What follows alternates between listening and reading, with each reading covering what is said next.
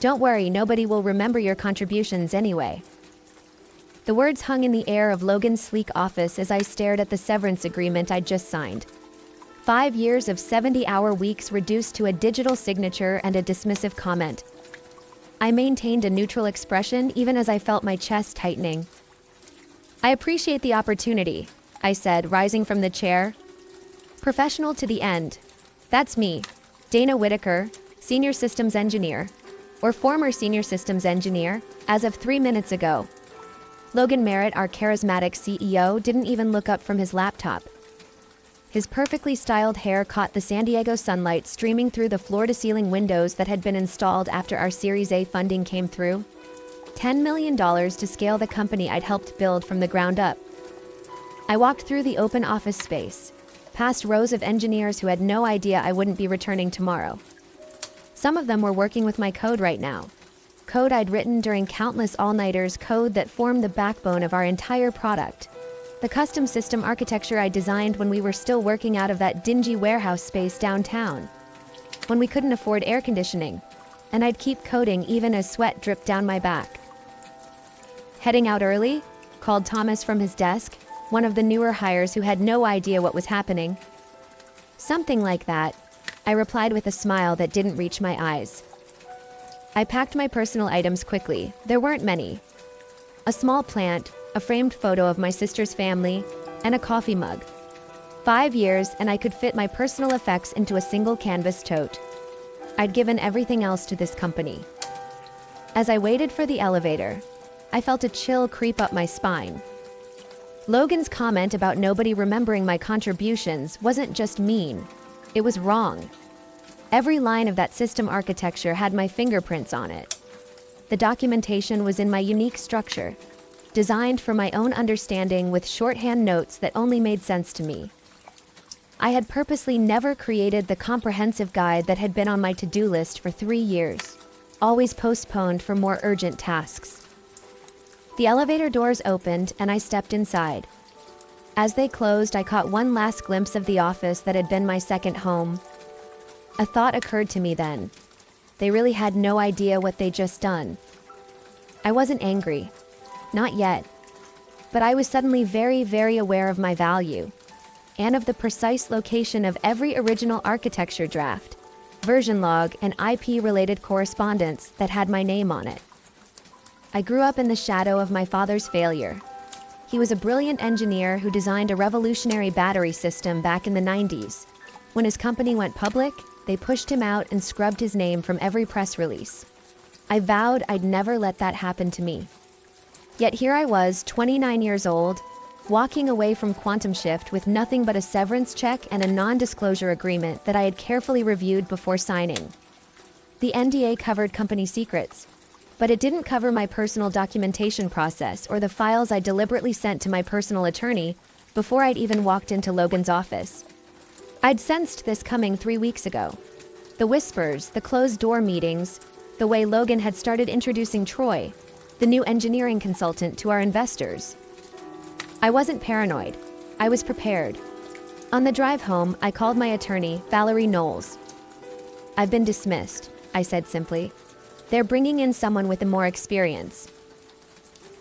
"I see," Valerie replied, her voice steady. "And the severance package?" 6 months salary, standard NDA. Nothing about intellectual property beyond what was in my employment contract. "Smart girl," Valerie said, and I could hear her smile. "The files you sent over look solid. Let's meet tomorrow to discuss options." The next day, I didn't feel the customary urge to check my work email or Slack messages. Instead, I slept until 9 a.m. for the first time in years, made myself a proper breakfast, and drove to Valerie's office with a strange sense of lightness. Valerie had laid out my files across her conference table. Architecture diagrams, version control logs, emails that clearly showed my contributions, and, most importantly, proof that I had created the custom authentication system that made Quantum Shift's product unique in the marketplace. "You've been meticulous," Valerie said. "Most people don't document like this." "My father taught me to keep receipts," I replied. "So what do you want to do with all this?" she asked, gesturing to the evidence of my 5 years of work. I sat down, considering my options. I wasn't vindictive by nature. I hadn't been raised to seek revenge, but I had been raised to value my own worth. Nothing yet, I decided, but I want to be ready. Valerie nodded, understanding perfectly. They'll come looking for you. Companies like this always do, once they realize what they've lost. And when they do, we'll be prepared. I left Valerie's office feeling strangely at peace. For the first time in 5 years, my time was my own, and I intended to use it wisely. 3 weeks after my dismissal, I was sitting in a beachside cafe, sipping an overpriced latte and scrolling through job listings, when my phone rang.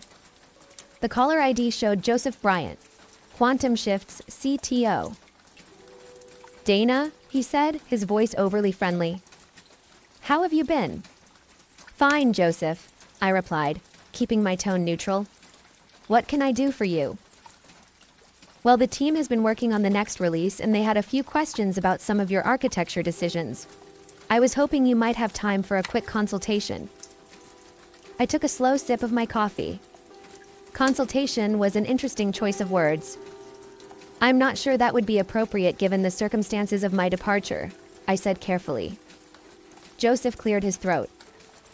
"Look, Dana, we're willing to compensate you for your time. Logan may have been hasty in his decision." "Hasty," I repeated. "Is that what we're calling it?" There was a pause. "The documentation is a bit specialized." I almost laughed. Specialized was a polite way of saying that my personal shorthand was incomprehensible to the new team. I had documented everything, yes, but in a way that made perfect sense to me, and apparently no one else. "I'm afraid I'm quite busy at the moment," I said. "Perhaps Troy, with his extensive experience, can figure it out." "Dana," Joseph began, but I cut him off. "I wish you all the best, Joseph. Truly." I ended the call. My phone buzzed immediately with a text from Joseph. "We can double your consultation rate. Please reconsider." I set my phone down without replying. Let them stew for a bit. That evening, as I was making dinner, I received an email from Ethan Wilson, one of the junior engineers I had mentored. The subject line read, "You won't believe this." Ethan had always been loyal to me, grateful for the guidance I'd provided when no one else had time for him. The email was brief. "Dana, everything's falling apart here. Troy can't make sense of your authentication system. 3 clients have reported major issues after the latest deployment. Logan's blaming the engineering team, but everyone knows it's because they can't understand your architecture. Joseph is in full panic mode. Just thought you should know. Miss having you here?" I sat down at my kitchen counter, staring at the email. I hadn't expected things to unravel so quickly. Part of me felt a twinge of concern for my former colleagues. Most of them were good people caught in a bad situation. But another part of me, the part that remembered Logan's smirking dismissal, felt the first flicker of satisfaction. My phone rang again. This time it was Valerie. "I just got a call from Quantum Shift's legal department," she said. "They want to discuss a consulting arrangement." "Already?" I was surprised at how quickly things had escalated. "Apparently they're having some technical difficulties," Valerie said, her tone deliberately understated. "What do you recommend?" I asked. "I recommend we let them sweat a bit longer," she replied. "The more desperate they get, the better position you'll be in." As I hung up, I felt a shift inside me. The realization that I now held the power in this situation. It wasn't about revenge, it was about recognition of my value. And it seemed that recognition was finally coming. By the 4th week after my dismissal, the calls became more frequent. Joseph, Troy, even Ethan with unofficial pleas for help. I maintained my distance, giving vague responses when I bothered to answer at all.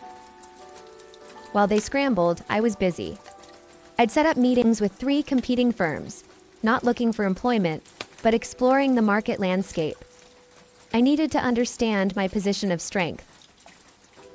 On a bright Tuesday morning, exactly 1 month after I'd cleaned out my desk, Logan himself called. "Dana," he said, his voice straining to maintain its usual confidence. "I think we got off on the wrong foot. The board and I have been discussing your departure and we feel there might have been a misunderstanding. A misunderstanding, I repeated, keeping my voice flat. About what exactly? About your value to the company, Logan said, the words clearly difficult for him to utter. We'd like to bring you back on as a consultant to help with the transition. I almost asked, what about nobody remembering my contributions? But decided against it. No need to reveal my hand so early. I'm not interested in consulting, I said. But I appreciate the offer. Dana, be reasonable. We're talking about a significant consulting fee. 6 figures for a few weeks of work. I'm quite busy at the moment, I replied, echoing my response to Joseph. Best of luck with everything. I hung up before he could respond and immediately called Valerie. Logan just called offering a consulting position, I told her. 6 figures. They're getting desperate, Valerie said. But we need to tread carefully. Have you been monitoring their product? I had indeed. Quantum Shift's client-facing dashboard had been experiencing significant downtime. Their Twitter support account was working overtime responding to complaints. Their stock price, which had surged after the funding announcement, had dropped 15% in the past week. It's not looking good for them, I confirmed. Perfect, Valerie said. I've been doing some digging of my own. Did you know that Logan presented your authentication system as his own creation to the investors? I felt a cold shock run through me. What? I have a contact on their board. Apparently, Logan's been taking credit for your work for years. The investors were funding his vision, not realizing that the technical backbone was entirely your creation. The revelation shouldn't have surprised me, but it did. It was one thing to dismiss me. It was another to steal credit for my work. This crossed a line I hadn't anticipated. What's our next move? I asked, my voice hardening. We wait 1 more week, Valerie advised. Let the situation deteriorate further. Then we send a formal notification of retained intellectual property rights. Can we do that? I signed their employment contract. The contract covers work done within the scope of your employment, but your custom authentication system, the one that makes their product unique? You developed the initial prototype on your own time before you joined Quantum Shift. You have the dated GitHub repository to prove it. You brought it with you, refined it for their purposes, but the core IP could be argued to remain yours. I remembered those early days clearly, coding in my apartment on weekends, developing the authentication system as a personal project before Logan ever approached me about joining Quantum Shift. I had mentioned this to Logan when I was hired, but he had dismissed it as unimportant. Now it seemed that dismissal might cost him dearly. So we have leverage, I said slowly, understanding dawning. More than leverage, Valerie replied. We have a legal claim that could freeze their entire operation if we push it. I leaned back in my chair, processing this information. I had walked away from Quantum Shift feeling powerless. Now, the tables had turned so completely that I almost felt sorry for them. Almost. 5 weeks after my departure, the situation at Quantum Shift reached a breaking point. Their stock had fallen another 20%, and rumors of client departures were circulating in industry forums. My phone had stopped ringing, a silence more ominous than the desperate calls had been. I was at home watching a documentary when my doorbell rang. When I opened the door, I was shocked to find Olivia Harris, the lead investor from Threshold Ventures, standing on my porch. Ms. Whitaker, she said, her expression serious. I apologize for the unexpected visit, but this couldn't wait. May I come in? I hesitated, then stepped aside to let her enter. Olivia had always been cordial during investor presentations, but we'd never spoken one-on-one. I'll be direct, she said, settling onto my couch. Quantum Shift is in trouble, and I believe you know why. I've heard there are some technical challenges, I replied carefully. Olivia fixed me with a penetrating stare. The authentication system is failing, and nobody can fix it. Logan assured us they had redundancies in place for key personnel departures, but that was clearly untrue. I remained silent, waiting for her to continue. What's more concerning, she went on, is that we've discovered discrepancies in what we were told about the company's technical leadership. Logan presented himself as the architectural visionary, with you as merely an implementer of his ideas. I couldn't help the bitter laugh that escaped me. Is that what he told you? It is, but our technical advisors have reviewed the situation, and it's become apparent that you were the true architect of the system. Logan misrepresented your role to secure funding. I took a deep breath. I'm not surprised, but I am disappointed. As am I, Olivia said. Threshold invested $10 million based partly on false premises. That's why I'm here, Ms. Whitaker. The board has called an emergency meeting for tomorrow. Logan doesn't know I'm meeting with you, but I believe your presence at this meeting is essential. This was unexpected. I had anticipated legal negotiations, not a board invitation. What exactly are you proposing? I asked. I'm proposing that you tell the truth. Help us understand what we're dealing with and what options we have. In return, I promise that your contributions will be properly acknowledged and valued. I thought about this for a moment.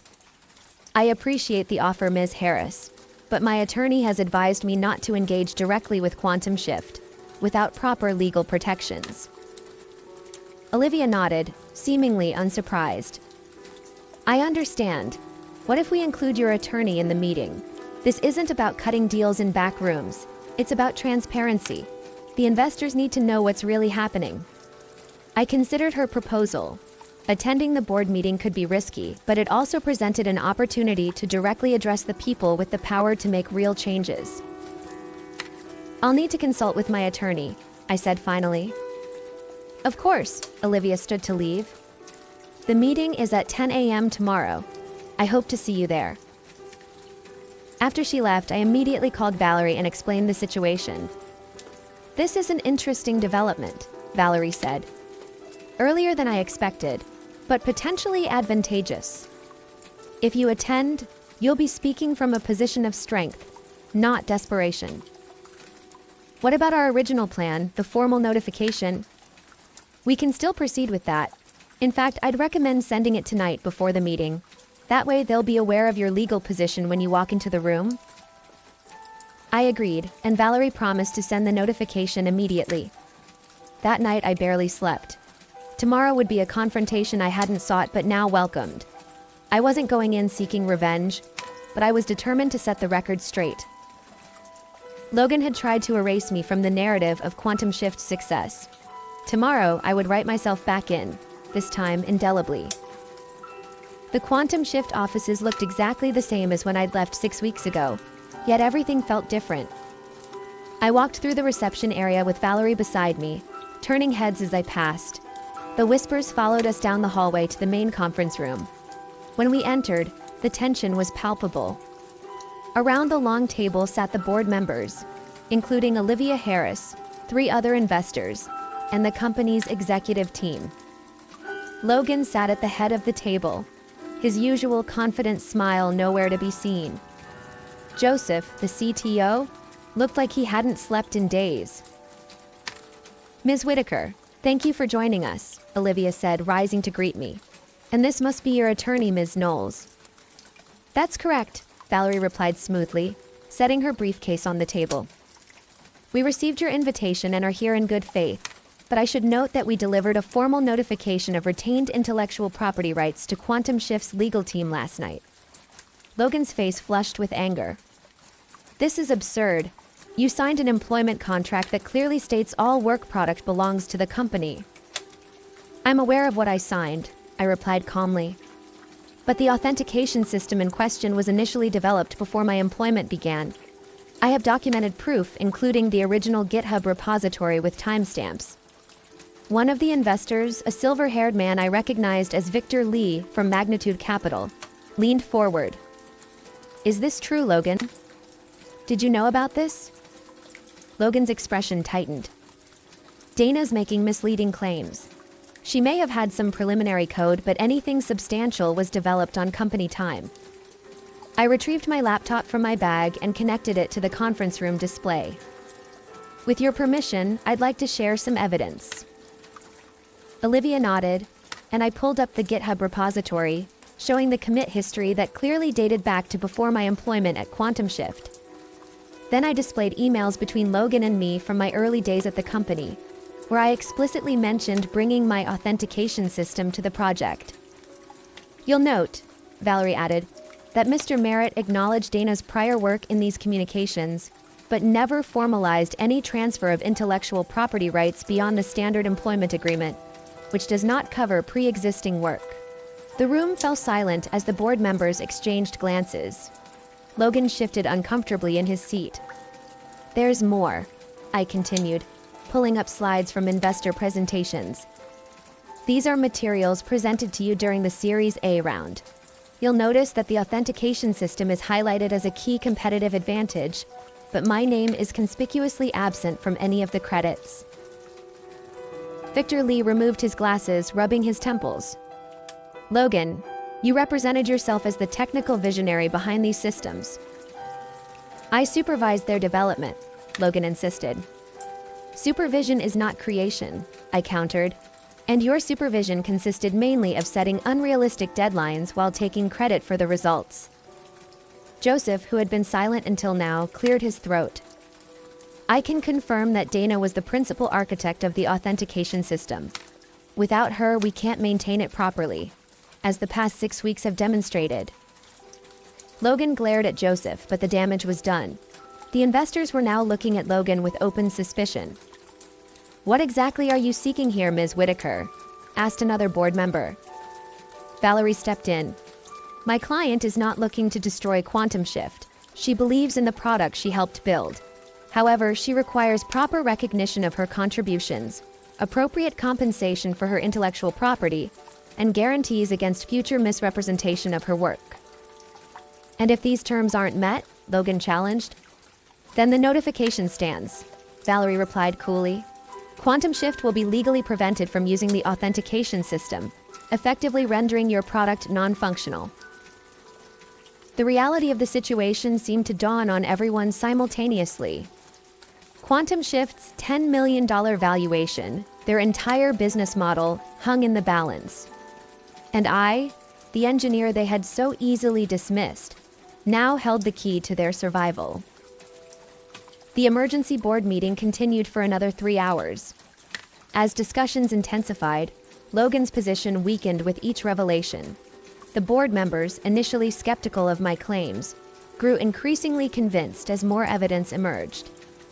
Victor Lee called for a brief recess, during which the board members convened privately. When they returned, Olivia Harris addressed the room with a newfound authority. After careful consideration, the board has made several decisions, she announced.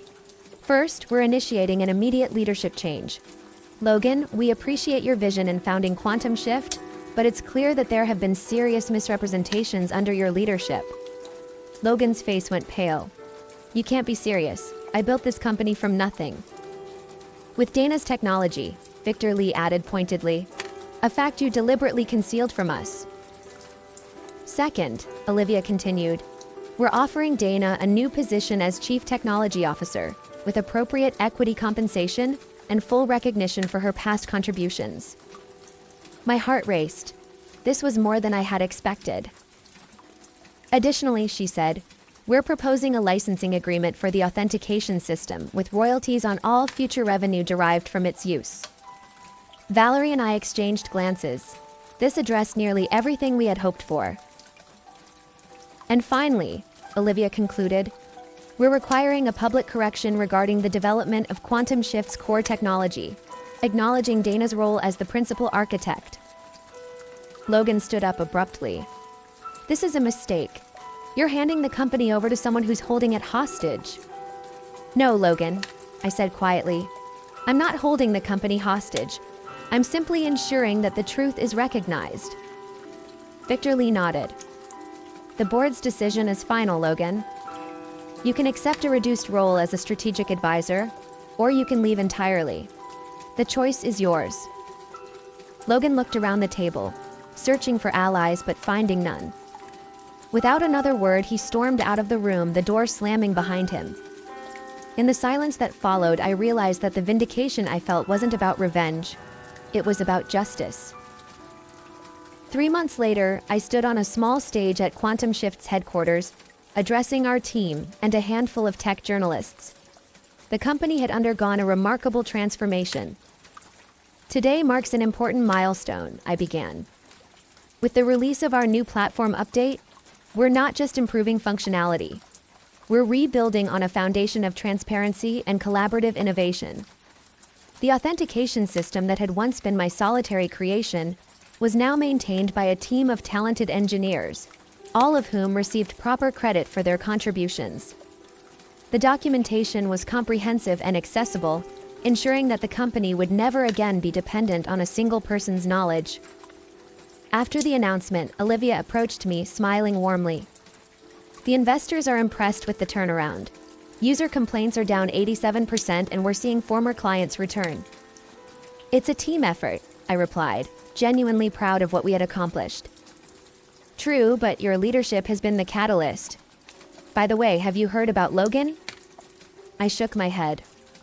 Logan had chosen to leave the company entirely, rejecting the board's offer of an advisory role. He's trying to launch another startup, Olivia said, but he's finding it difficult to secure funding.